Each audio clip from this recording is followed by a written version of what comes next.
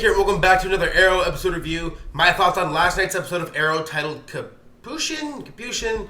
I don't know, I'm not Russian, I can't pronounce anything for shit. But, obviously my thoughts on the most recent episode of Arrow. And this was an episode that reminded me so much of seasons 1 and 2. Because Arrow for a while had, I'm not sure if it happened last season at all. Because I kind of, after Laurel's death, I stopped watching season 4 of Arrow. But usually every year, like, Arrow has an episode that's flashback-centric. And there hasn't been a good flashback-centric episode, or flashbacks in general, since season 2. So this season, when you have Oliver joining the Bratva, and kind of him going up against Dolph Lundgren, who plays Kovar, it's been some of the most interesting storytelling in terms of Arrow since season 2. And and this episode would be, again, all flashback heavy, all, Bratva, and it was really, really well done. And all the stuff with Oliver being tortured by Adrian in the present day, and finally we find out what happens, or we finally see Artemis again, who we haven't seen since the mid-season finale. So you guys are gonna hear me clear my throat a lot. The reason why I didn't do this video last night is I've had a bad cold the last day and a half or so. So I just did not have the energy to do it last night. So you guys bear with me. You guys might hear me clear my throat a few times throughout this video. So yeah. So finally seeing Artemis again, and just like, granted, I never liked her character really to begin with, but seeing her in this episode when they kind of tricked Oliver when they did the whole thing of Adrian pretending to kill her and snap her neck, I thought he actually did it. And for a second I was like, oh my god, like this show actually is like Prometheus went there. And then it turned out to be a ruse just to get Oliver to admit that he likes to kill. And that was Adrian's whole thing in this episode, Oliver reveal your secret. And then Oliver admits he killed because he liked it. And obviously the flashbacks see him admitting at the end of the episode that he doesn't like to kill, and he's only really doing it because those people are bad people. So, and that brings it up, to me, it's like, you can see that Oliver likes to kill, but even in season 1, it's not like he was killing just to kill. Like, a lot of the people on that list he didn't kill, Like, he killed, like, a lot of, like, the goons or whatever, or security or whatever, all the bad guys. But he didn't really kill very many of the people who were on that list. He killed pretty much when he had to, when his life was threatened. So, I never had a problem with it, but this season is kind of all about the parallels to first season, seeing where Oliver is now compared to where he was then, and Adrian just trying to tell Oliver, you're a killer, that's all you are. Like, it wasn't for your justice, and it wasn't for justice or for your vendetta, it was just he wanted to kill, and that was Adrian's whole point. So Oliver admitted to that, and I'm wondering if that's just something that Oliver said just to get Adrian to stop, or if Oliver honestly feels that way. I don't know. Oliver just being held captive in this episode, Stephen Amell showed, I think Stephen Amell is a good actor, and I feel like in seasons 3 and 4, they didn't really do a good job of giving him good material to work with for his acting, but this was one of the better episodes in terms of like what he was able to give us, just his anger and his rage when he kept asking Adrian, like, what do you want from me? I don't know what you're talking about, and like all that stuff. Like, that's really good acting on Stephen Amell's part, so I want to give him props for that. And in this episode, paralleling Oliver to finally becoming a captain in the Bratva in the flashbacks, we finally see that, and then in the present day, Adrian burned his chest to get the tattoo off. So that was a cool parallel there. And Adrian is just really a brutal villain. Like, there hasn't been a good villain like this in Arrow since Slade. Because Slade, it was very personal, but it was like cold and calculating. It wasn't brutal. Like, Prometheus is calculated and cold, but also brutal. Like, he's just trying to remind Oliver of the killer he is, and what he's trying to inflict on Oliver what Oliver's done to other people. So that's where I think, like, Prometheus is one of the best villains the show's ever had.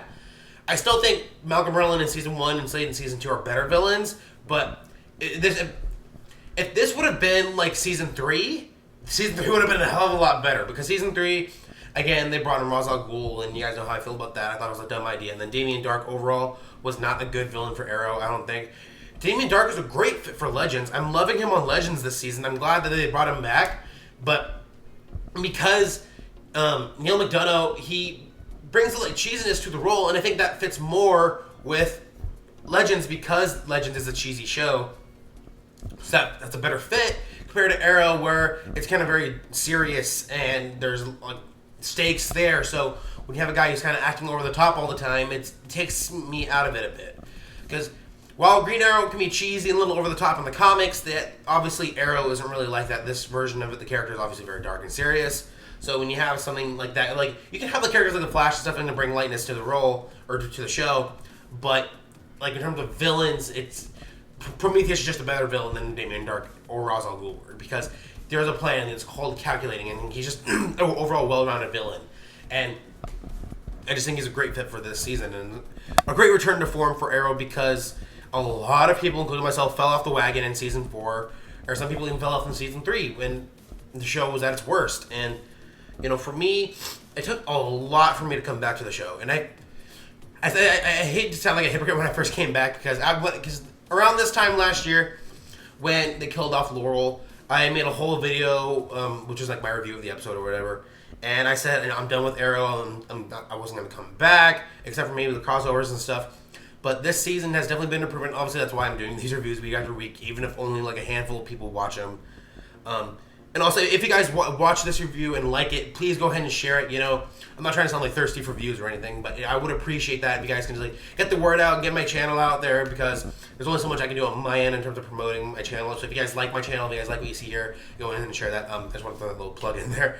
But this season, again, it's a really big improvement. Again, not the best season of Arrow, because that's still season 2. And for me right now, it's season 2, season 1, season 5, season 4, season 3. Because season 4 had better episodes than season 3. Season 3 was just all over the place for me. So it was obvious, enough about season 3 and 4. But I think the flashbacks in this episode, again, seeing Oliver suit up as Arrow, as well as try to take down Kovar in this episode, and for a second I thought they actually did take him down. But obviously when they brought in Malcolm Merlyn in the flashbacks, I don't know what kind of role he's going to be playing. Because it's cool seeing Malcolm Merlyn as he was in season 1.